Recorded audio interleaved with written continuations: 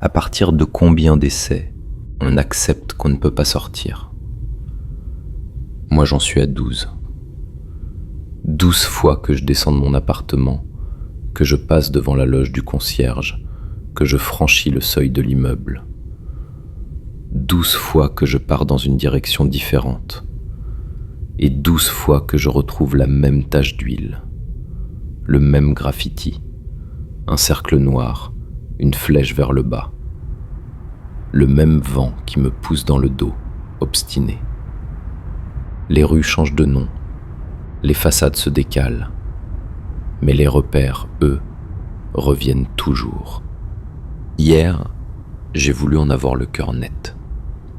J'ai quitté mon immeuble, tourné le dos à la porte et marché tout droit pendant 2 heures. Pas un virage, pas une hésitation. Au bout de 2 heures, j'ai levé la tête. J'étais devant mon immeuble. Le concierge balayait le seuil, comme tous les matins. Il n'a même pas levé les yeux. Tu crois que tu peux quitter un lieu en claquant une porte. Tu crois que la ville est ouverte, que chaque rue offre au moins 2 directions. Tu crois que, si tu souffres assez, l'univers te doit bien un raccourci vers ailleurs. Mais parfois, tu marches longtemps avant de réaliser que ce n'est pas toi qui avance.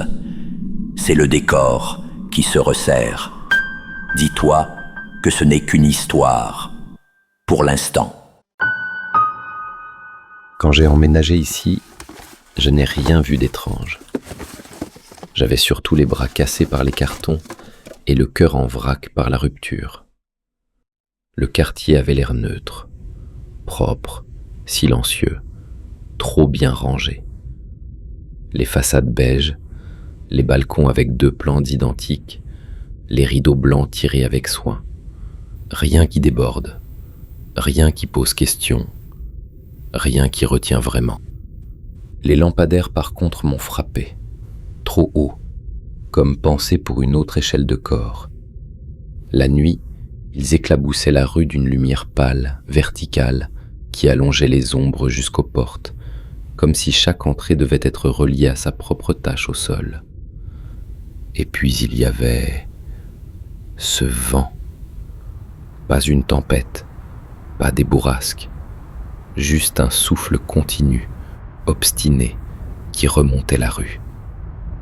Toujours dans le même sens. Pratique, me suis-je dit. Ça aidera le linge à sécher plus vite sur le balcon. Je n'avais pas de meilleure façon de l'interpréter. Le concierge m'a regardé monter les cartons. Il ne m'a pas aidé, mais il n'a pas fui non plus. Un corps planté là, dans l'embrasure de la loge, comme une extension solide du bâtiment. Appartement du 4e, c'est ça? Oui. On s'habitue vite ici, a-t-il ajouté. Ce n'était pas une menace, plutôt une observation, formulée comme un fait banal. Sur le moment, je n'ai pas cherché plus loin.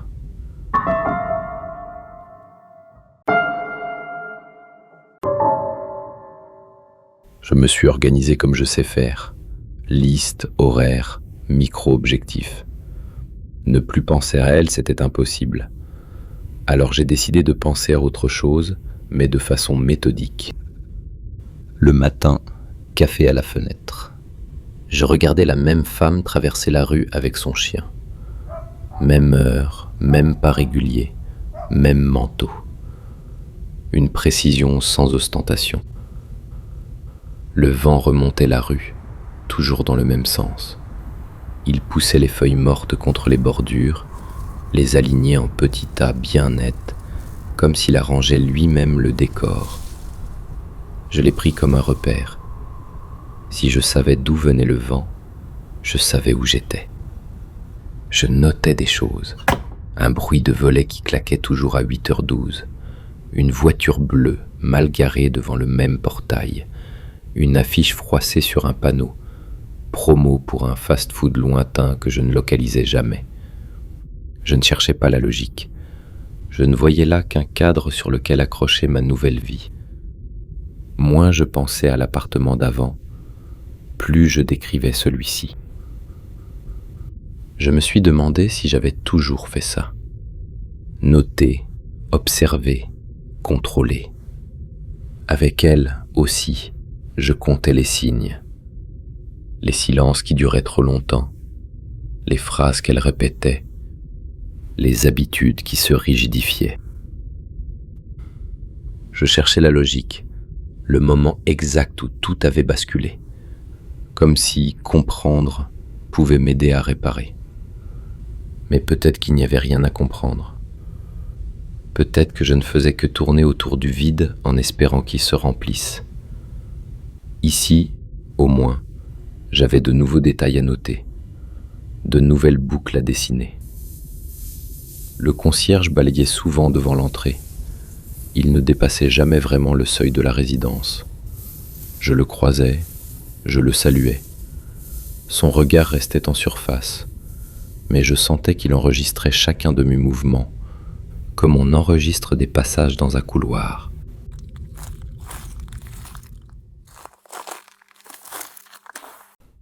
La première fois que j'ai vraiment voulu sortir, c'était un samedi. Je n'avais plus de café. Excuse parfaite, neutre. J'ai descendu la rue, laissé le vent me pousser dans le dos. Sur la gauche, j'ai pris une impasse. Sur la droite, une petite place avec un arbre maigre, presque décoratif. Rien d'anormal. Puis, j'ai atteint ce qui ressemblait à une avenue plus large.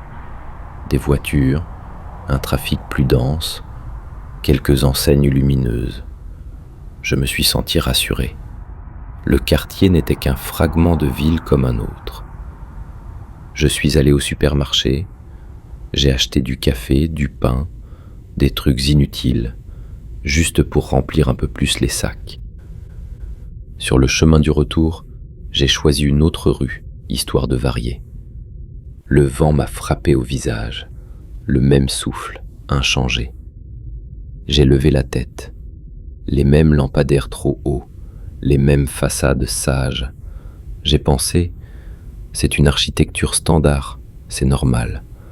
Ce genre de répétition arrive dans beaucoup de villes. Depuis le trottoir, j'ai remarqué un graffiti, un cercle noir grossier, une flèche vers le bas. Sur l'asphalte, une tache d'huile allongée en forme de virgule. Je les ai enregistrés, machinalement. Des petits cailloux blancs sur le chemin de quelqu'un. Pas le mien. Pas encore. La deuxième sortie, j'ai essayé d'être plus attentif. Ça devait être le lundi suivant. Je suis parti dans l'autre sens. Toujours ce vent qui remontait la rue, obstiné. Je me suis dit qu'il y avait sûrement un couloir de circulation d'air à cause du relief, des immeubles, d'un détail de géographie que je ne maîtrisais pas. Quelque chose de technique, donc acceptable. J'ai tourné à droite à un endroit où je n'étais pas passé. Puis, une fois encore, tout droit, encore à droite. J'ai marché plus longtemps, jusqu'à perdre de vue mon immeuble. Je faisais attention aux croisements, aux angles. Quand j'ai débouché sur une artère plus large, j'ai reconnu la tache d'huile, la virgule sur le bitume, et, au mur, le cercle noir avec sa flèche. J'ai ralenti, j'ai vérifié les numéros des immeubles. Je pouvais me tromper après tout. La mémoire rejoue parfois ce qu'elle veut. Mais les numéros étaient les mêmes. Les mêmes boîtes aux lettres métalliques, la même grille tordue, la même porte vitrée avec son autocollant « Merci de ne pas bloquer ». Le vent m'a poussé dans le dos. Je me suis retourné. La rue montait légèrement. Les lampadaires allongeaient leur corps dans la lumière grise. Tout coïncidait sans insister. En remontant, j'ai vu le concierge dehors, en train de secouer un paillasson. Je n'avais pas prévu de revenir par là. C'était pourtant ce qui s'était produit. « Vous êtes déjà de retour », a-t-il commenté. Déjà. Comme si j'avais tenté de partir plus longtemps. Comme s'il savait à quoi je m'attendais. Ou peut-être que c'était moi qui m'attendais à cette phrase, qu'il avait anticipée, construite, avant même qu'il ouvre la bouche. Combien de fois avais-je fait ça avec elle? Interpréter un regard, un soupir, transformer une conversation banale en confirmation de mes peurs. Tu vois, elle me fuit. Tu vois, elle ne m'écoute plus. Et si j'avais raison à force de chercher des preuves? Ou tort, justement pour la même raison? Je ne savais plus. Le 3e jour, une livreuse a sonné. Un colis que je n'attendais pas, l'adresse correcte, mon nom sur l'étiquette. Elle était pressée, casquette baissée, sac sur l'épaule. Elle jetait un œil par-dessus moi vers le couloir, vers l'intérieur de l'immeuble, comme pour vérifier que le fond ne changeait pas. C'est bien vous? Oui, Parfait, signez là. le vent parvenait jusqu'au palier, comme un souffle prolongé à travers la cage d'escalier. Je sentais l'air me frôler le bras alors que j'écrivais. « Vous trouvez facilement le quartier ?» ai-je demandé sans réfléchir. Elle a haussé les épaules. « Je vous retrouve toujours ici ?» a-t-elle dit. « Toujours. » C'était la première fois que je la voyais. Je veux dire, c'est simple, vos rues. Ça monte, ça descend et on retombe vite sur vous. Elle a souri, un sourire bref, professionnel. Puis elle est repartie, le vent gonflant son blouson dans le même sens que d'habitude, comme s'il la tirait hors du cadre. Je suis resté à la porte un moment. La loge du concierge était éclairée. Il regardait la scène de côté, sans intervenir. Je me suis dit que j'exagérais, que je projetais tout et n'importe quoi sur le moindre mot, comme avant. Avec elle, c'était pareil. Un « toujours » lancé par hasard devenait une accusation. Un « déjà » sonnait comme un reproche. Je transformais les mots neutres en indices. Je construisais des énigmes là où il n'y avait que des phrases. Peut-être que la livreuse ne voulait rien dire de spécial. Peut-être qu'elle parlait juste de son métier, de sa tournée, de l'efficacité de son GPS. Ou peut-être qu'elle aussi était prise dans quelque chose qu'elle ne comprenait pas. Je ne savais plus faire la différence.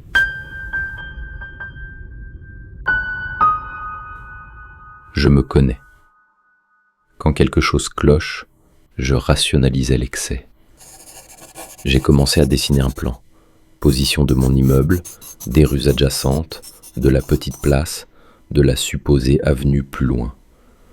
J'ai répété les trajets, montre en main, pas compté, angle mesuré approximativement. Le problème, c'est que mes notes ne s'alignaient pas. Certaines distances paraissaient plus courtes que la veille, d'autres plus longues. Le temps, lui, semblait stable.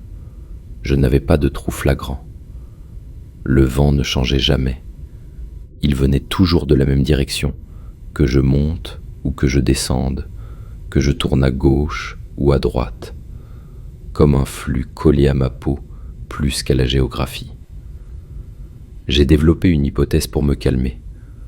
Peut-être que le quartier faisait partie d'une expérimentation urbanistique, une sorte de micro-labyrinthe résidentiel conçu pour canaliser la circulation, les flux d'air, les déplacements. On joue bien avec l'essence dans les centres commerciaux. Pourquoi pas ici? Un matin, j'ai demandé au concierge. « On a des plans du quartier à l'accueil ?» Des plans? Il a laissé son regard glisser sur moi, comme si la notion même était curieuse. « Ici, on se repère vite, » a-t-il dit. « On n'a pas besoin de plan. » Il a repris son balai, s'est effacé dans l'ombre de la loge. J'ai noté sa phrase sur mon carnet. « On n'a pas besoin de plan. » Ceux qui restent ne sortent pas. Ceux qui ne sortent pas n'ont pas besoin de savoir où ils sont. Ce jour-là, j'ai décidé de prouver que j'avais tort. C'est le genre de défi idiot que je me lance. Je suis sorti en sens inverse de mes habitudes. J'ai multiplié les tournants aléatoires en me forçant à ne pas regarder derrière. J'ai choisi des ruelles que je n'avais jamais empruntées. J'ai franchi un petit pont, contourné un terrain vague, trouvé un passage sous un immeuble. À chaque croisement, le vent était là. Pas fort, juste assez pour pousser ma veste, pour me rappeler sa direction. J'ai cessé de lui faire confiance. Je ne savais plus vraiment où je me trouvais quand je suis sorti sur une rue un peu plus large. Pendant 2 secondes, j'ai cru que c'en était une nouvelle. Puis j'ai vu la tache d'huile, la virgule sur le bitume, le cercle noir sur le mur, avec sa flèche vers le bas. La voiture bleue était garée un peu plus loin que d'habitude. L'affiche de fast-food avait perdu un coin. Les mêmes éléments, légèrement décalés. Je me suis arrêté au milieu du trottoir. Le vent m'a frappé dans le dos. « Tu reviens déjà ?» La voix venait de ma droite. Un homme, la cinquantaine, un sac plastique à la main. Je ne l'avais jamais vu. « Comment ça, je reviens ? On vous voit souvent repasser, a-t-il dit, comme si c'était évident. Toujours un peu plus loin, mais toujours ici. Il a levé les yeux vers les lampadaires trop hauts. « De toute façon, toutes les rues se ressemblent. Ça finit par revenir au même. » Il a repris sa marche. Je l'ai regardé s'éloigner, avalé par la perspective. Tu reviens déjà. Je n'avais pas le souvenir d'être déjà venu par là. Mais la phrase n'était pas pour mon souvenir. Elle était pour mon mouvement. Combien de fois, avec elle, avais-je eu cette sensation de revenir encore et encore sur les mêmes sujets, les mêmes disputes qui se rejouaient avec des mots différents, les mêmes tentatives de réparation qui échouaient de la même façon. On croyait avancer, on croyait tourner la page, mais on repassait toujours par les mêmes endroits. À la fin, on ne se parlait même plus vraiment. On récitait. Peut-être que je n'avais jamais quitté cette boucle. Peut-être que j'avais juste changé le décor, les acteurs, mais pas le mouvement. Le quartier me renvoyait peut-être exactement ce que je savais déjà faire, tourner en rond en me persuadant que j'avance. Le soir, je suis allé voir le concierge. Je n'avais pas de prétexte valable, alors j'ai demandé un double de clés qui ne me manquait pas. La loge sentait la poussière chaude et le plastique. Une télévision muette diffusait une émission sans intérêt. Vous avez déjà remarqué que c'est difficile de sortir d'ici, ai-je lâché. Il a posé les clés qu'il triait. Ses doigts ont cessé de bouger. Difficile ? A-t-il répété. Les rues, elles ramènent toujours plus ou moins au même endroit. On a l'impression... Je me suis arrêté. Je ne voulais pas prononcer le mot « boucle ». Ici, on fait sa vie, a-t-il dit. On a ce qu'il faut. La boulangerie, la pharmacie, le supermarché à 2 rues. Pourquoi aller plus loin ? Pour voir autre chose. Il m'a regardé comme on regarde quelqu'un qui boite. Pas avec mépris, avec une sorte de constat. Ceux qui veulent absolument voir autre chose, a-t-il dit, finissent par se fatiguer. C'est normal. On se calme. On s'adapte. Dans le couloir, derrière moi, je sentais encore le vent. Comme si l'air lui-même remontait l'immeuble par capillarité dans le même sens que dehors. Vous, par exemple, vous montez jusqu'au 4e ? Jamais plus loin que le 3e, a-t-il répondu. Je n'ai pas su quoi répondre.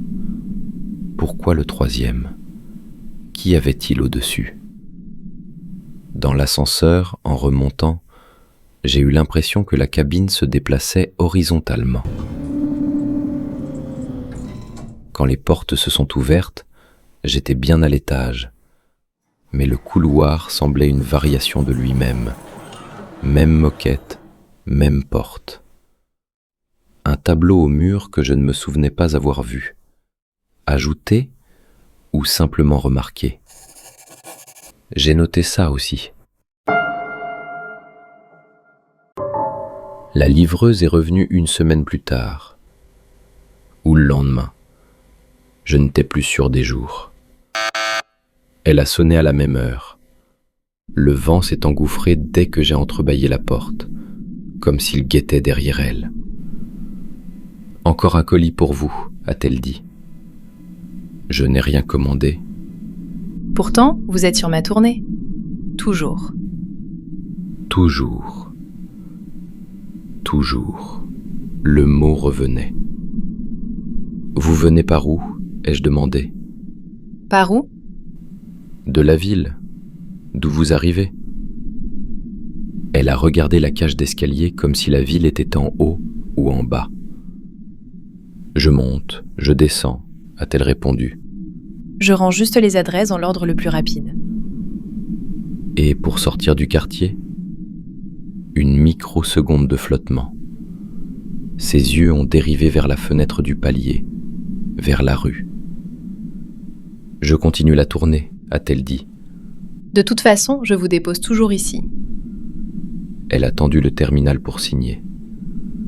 Le vent faisait claquer les coins de sa veste.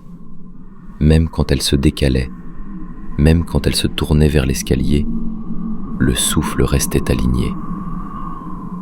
Vous n'avez jamais essayé d'aller ailleurs à partir d'ici ? Elle a ri, un rire sec. Je n'ai pas le temps d'essayer, je livre, c'est tout. Elle est repartie, pressée, happée par l'axe du couloir comme par un tapis roulant. Je me suis dit que ma question était stupide, que tout le monde n'a pas envie de tester les limites du décor. Les jours suivants, j'ai mal dormi. Je rêvais de rues qui tournent sur elles-mêmes, de lampadaires qui se penchent pour regarder. Je me voyais marcher, toujours dans le même sens, le vent plaqué contre ma poitrine. En journée, je testais des trajets. Je me fixais un point, aller au-delà du panneau de la ville, atteindre un rond-point que je ne connais pas. Je n'y arrivais pas. À chaque fois, une bifurcation, un escalier, un passage couvert, finissait par me recracher dans une configuration familière. La tache d'huile revenait. Elle se décalait légèrement, mais elle revenait. Je notais tout dans mon carnet. Je traçais des flèches, des hypothèses, couloirs d'air, plan expérimental, effets psychologiques liés à la rupture. Et puis un soir, en relisant mes notes, j'ai commencé à me poser une autre question. Et si le problème n'était pas le quartier, mais moi? Pas ma santé mentale, pas une crise, pas un épisode. Plutôt ma façon de me déplacer. Quand on quitte quelqu'un, on croit qu'on sort d'une situation, qu'on claque une porte, qu'on change d'adresse et que tout se réinitialise.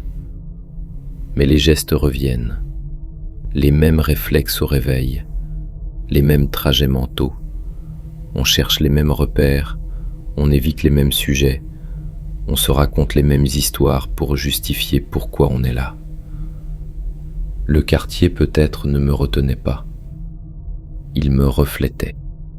Chaque rue que je prenais, je la prenais parce qu'elle ressemblait à une décision que je savais prendre. Chaque tournant, je le négociais avec les mêmes peurs, les mêmes hésitations. Le vent ne venait pas d'un point géographique. Il venait de l'idée que j'avais de l'avant. Toujours poussé, toujours avancé, mais sans jamais changer de posture. Alors oui, peut-être que le quartier était un piège, mais peut-être que j'étais le mécanisme qui le refermait. Une expérimentation urbanistique ou une métaphore qui avait pris corps. Une boucle architecturale ou une boucle mentale devenue visible dans le décor. Je ne savais plus, et c'était ça le pire. Ne plus savoir si je tournais en rond dans la ville ou dans ma tête.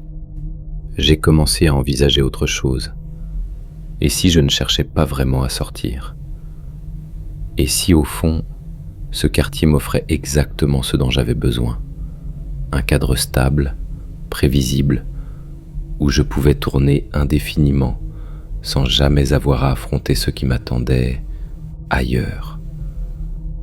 Pas d'imprévu, pas de nouveaux visages, pas de choix à faire, juste la répétition, douce, insistante, comme une berceuse. Le vent me poussait parfois si fort que je devais me pencher. Une fois, j'ai essayé de marcher à reculons. Le flux restait le même. Il ne venait pas d'une direction physique. Il venait de l'idée de devant. Et si devant, pour moi, c'était toujours revenir.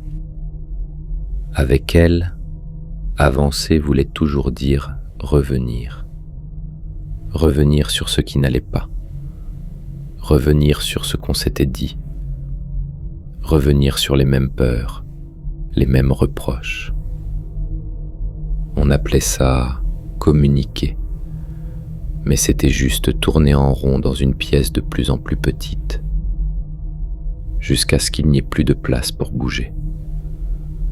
Je me suis dit que je perdais pied, ou qu'on m'aidait à me tenir debout. Les deux, peut-être.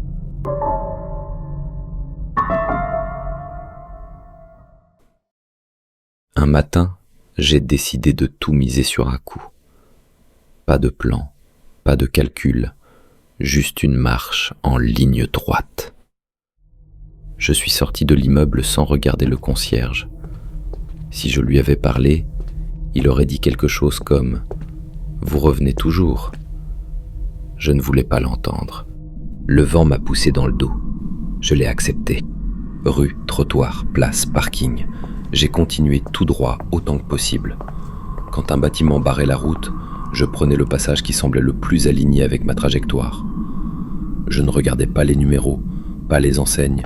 Je fixais le point où le sol se rejoignait dans la perspective. Je marchais jusqu'à ce que mes jambes brûlent. Au bout d'un moment, j'ai senti que le vent recommençait à me frapper de face, comme si j'avais franchi un axe invisible. Je ne savais plus depuis combien de temps je marchais. La rue dans laquelle je me suis retrouvé n'était pas tout à fait la même, mais c'était elle. La tache d'huile avait changé de forme. Elle ressemblait à un point d'interrogation écrasé. Le graffiti au mur était toujours un cercle, mais la flèche pointait maintenant légèrement de côté. La fiche de fast-food avait été remplacée par une autre, même couleur, même sourire synthétique. Les lampadaires étaient là, un peu plus haut, ou simplement plus visibles qu'avant. La lumière tombait d'en haut comme une douche froide. Sur le trottoir, la vie continuait. Une femme avec un sac de courses, un adolescent appuyé contre un mur, écouteur aux oreilles, un vieil homme assis sur un banc, journal ouvert. Rien d'anormal, rien de figé. Mais je les ai reconnus. La femme avec son chien, que je voyais passer tous les matins à la fenêtre. L'adolescent, que j'avais croisé 3 fois la semaine dernière. Le vieil homme, toujours au même banc, avec le même journal. Étaient-ils vraiment là, à vivre leur vie? Ou est-ce que mon cerveau recyclait simplement les visages, économisait l'effort de voir du nouveau? Combien de personnes différentes avais-je transformées en la même personne? Parmi eux, j'ai vu le concierge, pas en tenue de travail, sans balai, sans clé, juste les mains dans les poches, immobile. Il m'a regardé, pas avec surprise, pas avec satisfaction non plus, juste comme quelqu'un qui sait qu'on finit toujours par revenir. Plus loin, la livreuse, sans son sac, sans son terminal.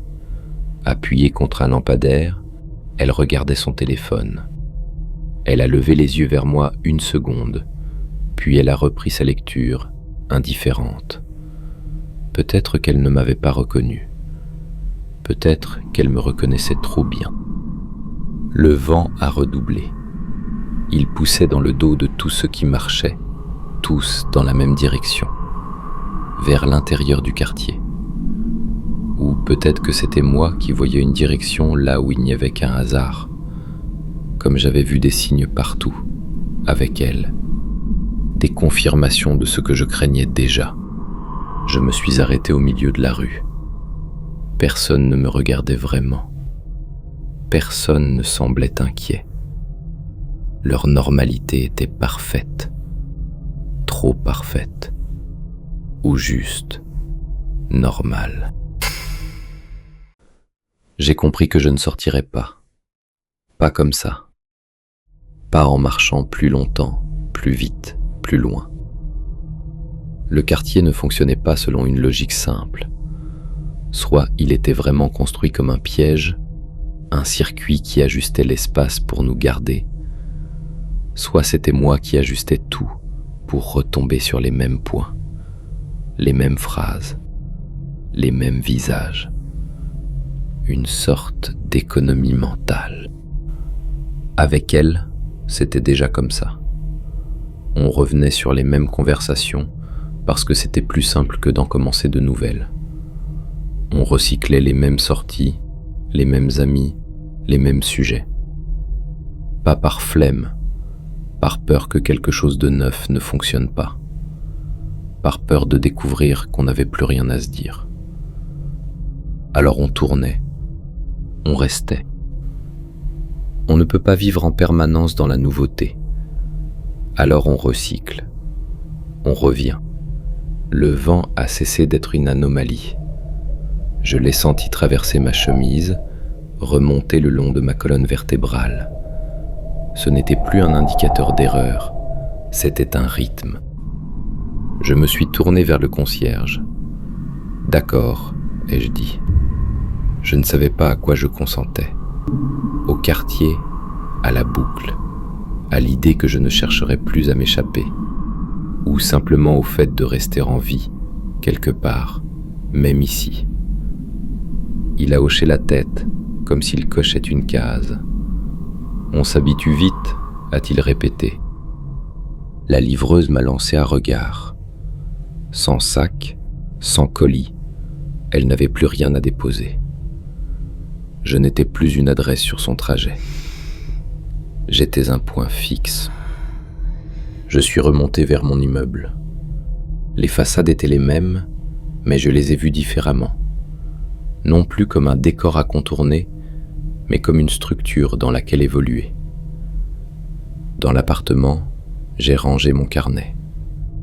Les plans, les flèches, les hypothèses, ça ne me servirait plus à rien. À la fenêtre, le vent poussait toujours les feuilles dans le même sens. Une file de choses qui ne protestent pas. Je me suis surpris à penser, au moins ici, je sais à quoi m'en tenir. Et c'est peut-être là que quelque chose s'est refermé. Pas la rue, pas la ville. Moi.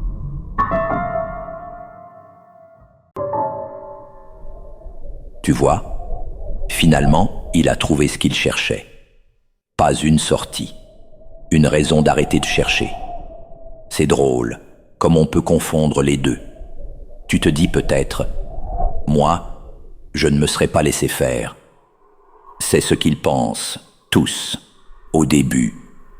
Le quartier ne retient personne de force. Il attend juste que tu te rendes compte qu'il est plus simple de rester que de partir. 1 jour, 2 jours, 12 essais, et puis tu ranges tes cartes. C'est ce moment-là qui m'intéresse, celui où tu cesses de te débattre. Pas parce qu'on t'en empêche, mais parce que tu n'y crois plus.